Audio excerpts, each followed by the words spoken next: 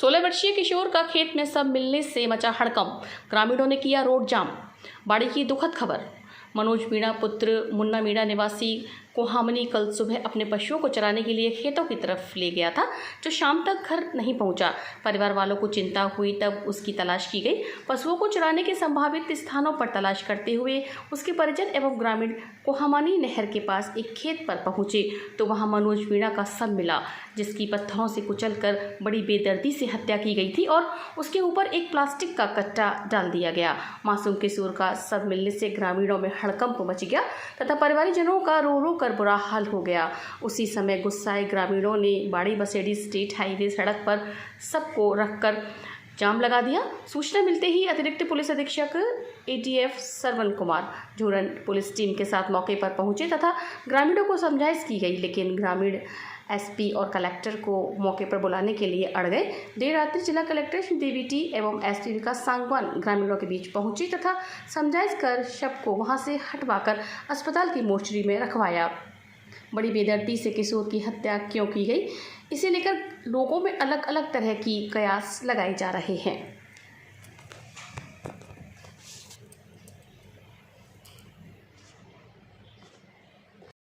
साथ में तो इसकी डेड बॉडी ढकी मिली थी और कट्टों से ढक रही, उल्टी पलट पड़ी थी। पत्थर भी थे उसमें। हाँ, पत्थर दो तीन तगड़े 10-10 किलो के खून से सन रहे थे। हाँ, खून से सन रहे थे, कई जगह निशान थे। वो पुलिस ले गई उनको। हाँ,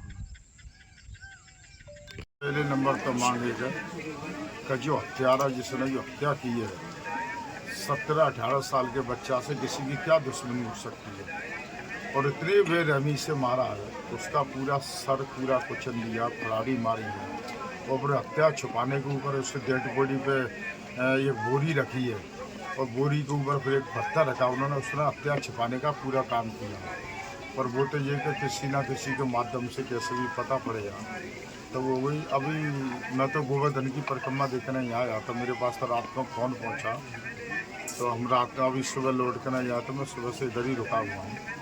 परिवार की कोई ऐसी मांग नहीं है कि जो नाजायज मांग हो। उन्होंने जो भी की है वो कानून के दायरे में मांग की है कि सबसे पहले तो ये कोई हत्यारा है वो पकड़ा जाए।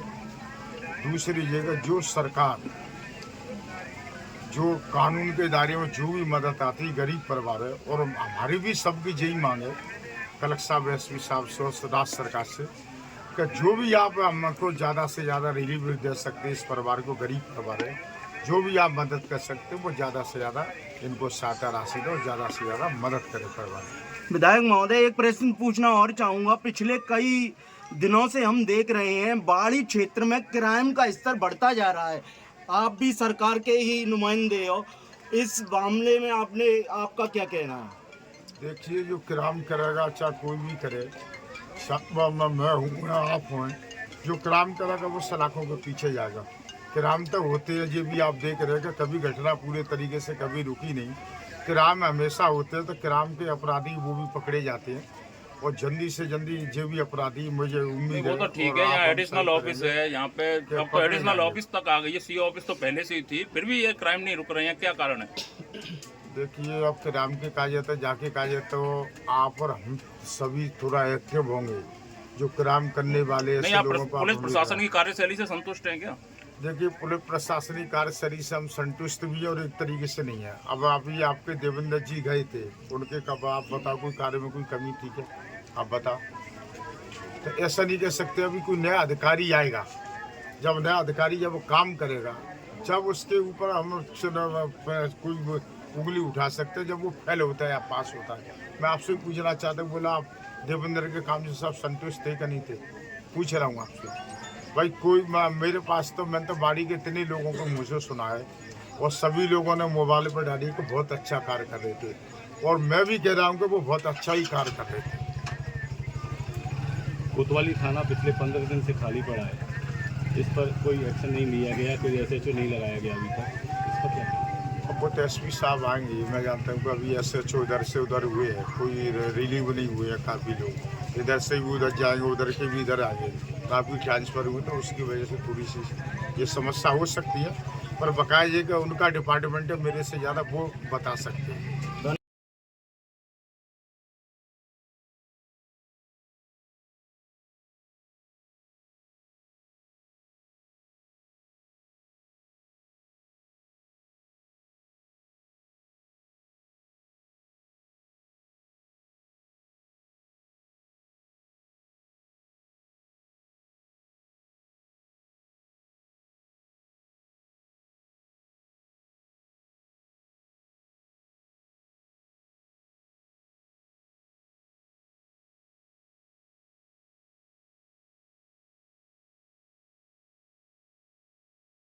हमें रात को 11:30 बजे ये सूचना मिली थी। खेत में एक भैंस चराने वाले लड़के को 15-16 साल के जो भी लड़का था उसको निर्मम तरीके से हत्या किया था, बहुत ही gruesome तरीके से।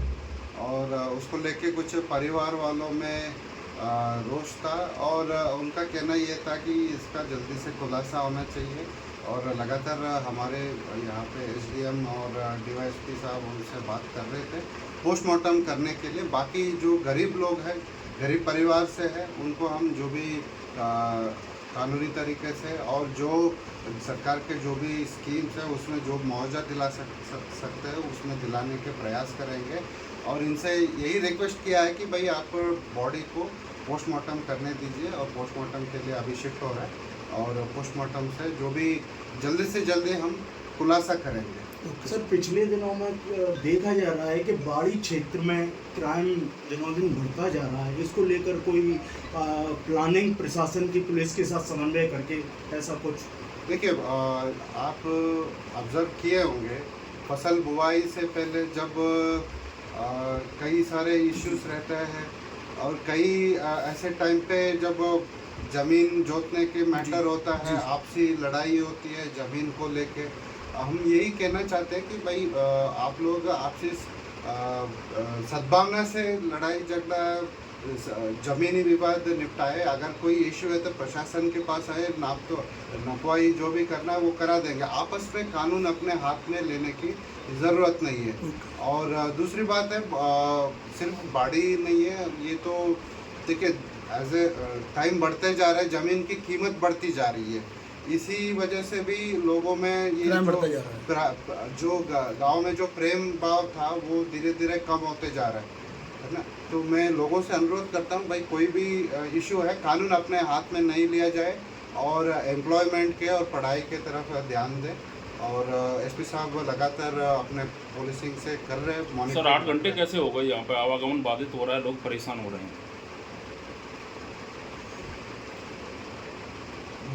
सर 8 घंटे से हाँ, लोग परेशान हो रहे हैं। 8 घंटे कैसे लग गए इसको? जैसे देखिए, कल रात को ही हमने कहा था बॉडी शिफ्ट करें, रात को पोस्टमार्टम करने के लिए शिफ्ट कर नहीं रहे थे।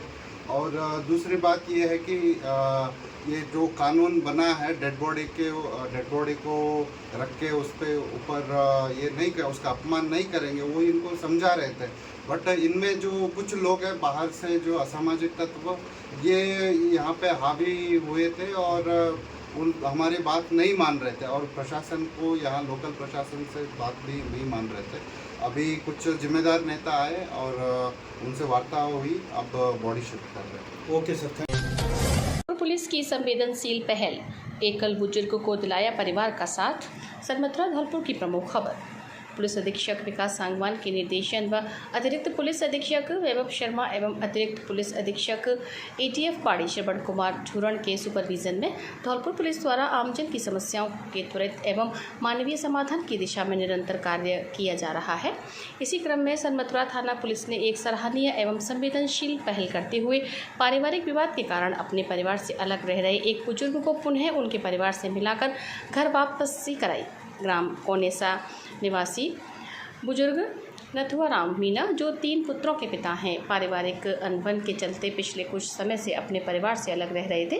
विगत दिनों उन्होंने पुलिस अधीक्षक धौलपुर विकास सांगवान से उनके कार्यालय में मुलाकात कर अपनी पीड़ा एवं पारिवारिक समस्या से अवगत कराया था।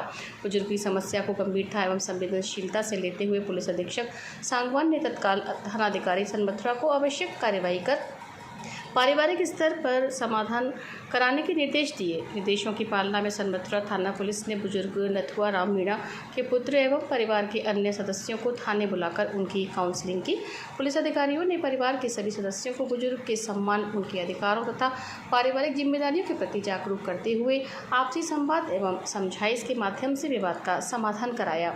काउंसलिंग के उपरांत परिजनों द्वारा पिता की पूरी देखभाल करने, उनका सम्मान बनाए रखने तथा भविष्य में किसी भी प्रकार की अपेक्षा नहीं होने देने का पुलिस के समक्ष पूर्ण आश्वासन दिया। इसके बाद बुजुर्ग की सम्मानपूर्वक उनके परिवार में घर वापसी कराई गई।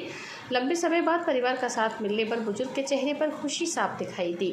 उन्होंने धौलपुर पुलिस एवं पुलिस अधीक्षक का आभार व्यक्त करते हुए कहा कि पुलिस की संवेदनशील पहल से उन्हें दोबारा अपने परिवार का स्नेह और सहारा मिल सका।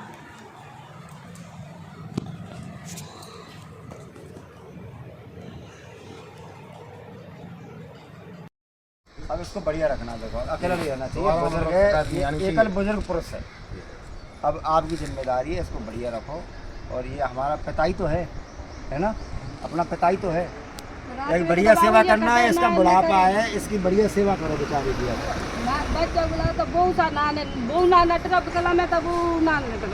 अब इसकी बढ़िया सेवा करनी है। आप दोनों को आपका धर्म भी है, कर्तव्य भी है।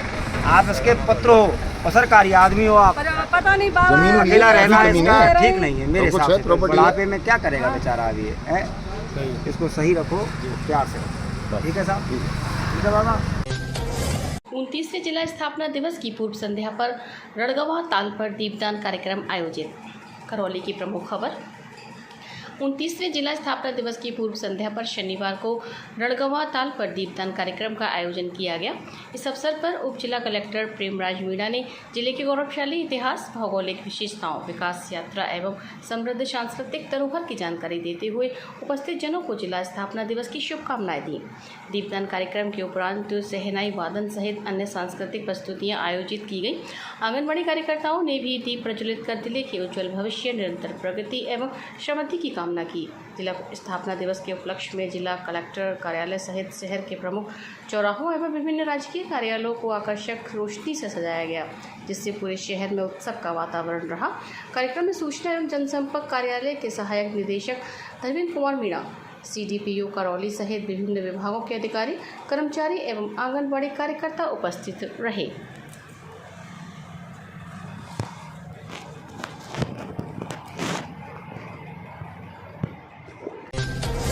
गांव बटेश्वर कला में जलभराव की गंभीर समस्या, पक्के मकान भी दरकने लगे। बाड़ी की प्रमुख खबर।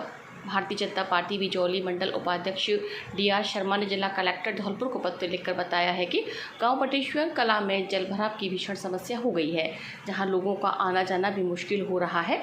जलभराव के चलते गांव का आंगनबाड़ी केंद्र भी मजबूरी से बंद पड़ा है, अतः जल निकासी की व्यवस्था करवाई जाए।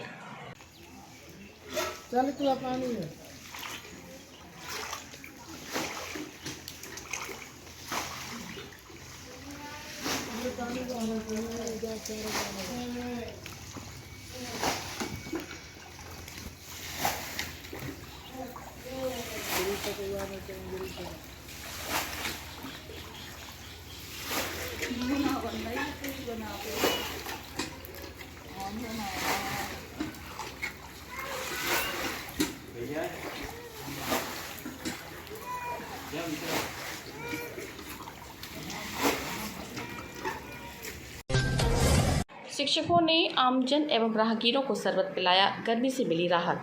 धौलपुर की प्रमुख खबर।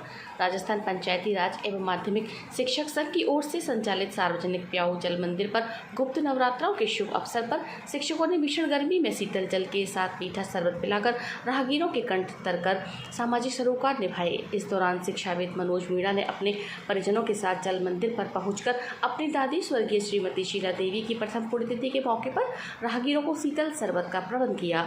संघ के पूर्व प्रदेश महामंत्री एवं अखिल राजस्थान राज्य कर्मचारी संयुक्त महासंघ के जिलाध्यक्ष राजेश शर्मा ने कहा कि संगठन अपनी मांगों के साथ सामाजिक सरोकारों में भी अग्रणी भूमिका निभाता है। जिलाध्यक्ष हरि सिंह गुर्जर ने कहा कि राजस्थान पंचायती राज एवं माध्यमिक शिक्षक संघ के पदाधिकारियों के द्वारा लगातार पिछले 11 सालों से शीतल जल की सार्वजनिक प्याऊ का संचालन किया जा रहा है।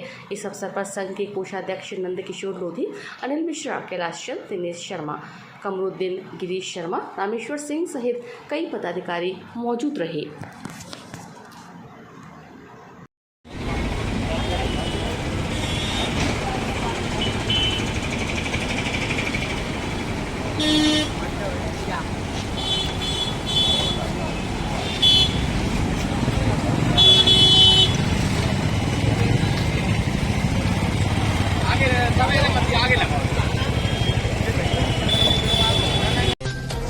भारतीय गोस्वामी सभा के चुनाव संपन्न, बालकृष्णा पर्वत बने राष्ट्रीय अध्यक्ष। धौलपुर की प्रमुख खबर। अखिल भारतीय गोस्वामी सभा दिल्ली की राष्ट्रीय कार्यकारिणी का चुनाव अधिकारी महंत प्रीतमपुरी की देखरेख में ऐतिहासिक नगरी सोमनाथ गुजरात स्थित गोस्वामी भवन में संपन्न हुए। राष्ट्रीय अध्यक्ष पद के लिए केवल एक नामांकन प्राप्त होने पर बालकृष्ण पर्वत गोस्वामी नागपुर को राष्ट्रीय अध्यक्ष के रूप में निर्विरोध रूप से चुना गया। इसके साथ ही राजस्थान कोटा ने जानकी लाल गोस्वामी एवं मध्य प्रदेश की महंत प्रीतमपुरी को राष्ट्रीय कार्यवाहक अध्यक्ष के रूप में, महाराष्ट्र नासिक के एजी गोस्वामी को राष्ट्रीय महामंत्री तथा मुंबई महाराष्ट्र की उत्कर्ष गिरी को राष्ट्रीय महिला अध्यक्ष के रूप में चुना गया। पूरे देश के कोने कोने से पधारे गोस्वामी समाज के लोगों ने उनके निर्वाचन पर हर्ष व्यक्त करते हुए उनका अभिनंदन किया। चुनाव से पूर्व भगवान शिव की प्रथम ज्योतिर्लिंग सोमनाथ महादेव मंदिर परिसर तक समाज के लोगों द्वारा भगवान शिव के जय घोष भक्ति गीतों के साथ शोभा यात्रा निकालकर विधि विधान पूर्वक पूजा अर्चना कर पूरे देश के गोस्वामी समाज की ओर से सामूहिक रूप से ऐतिहासिक सोमनाथ मंदिर के शिखर पर पवित्र ध्वजा फहराकर समाज की सुख समृद्धि के लिए कामना की। इस अवसर पर दिल्ली, राजस्थान, हरियाणा, महाराष्ट्र, गुजरात, मध्य प्रदेश, उत्तर प्रदेश, कर्नाटक, पश्चिमी बंगाल, उड़ीसा सहित देश के अनेक राज्यों से सैकड़ों की तादाद में गोस्वामी जन उपस्थित हुए। राजस्थान की ओर से जानकी लाल गोस्वामी, कोटा सुरेश गोस्वामी, धौलपुर रामेश्वर गोस्वामी, झालावाड़ आदि ने भाग लिया।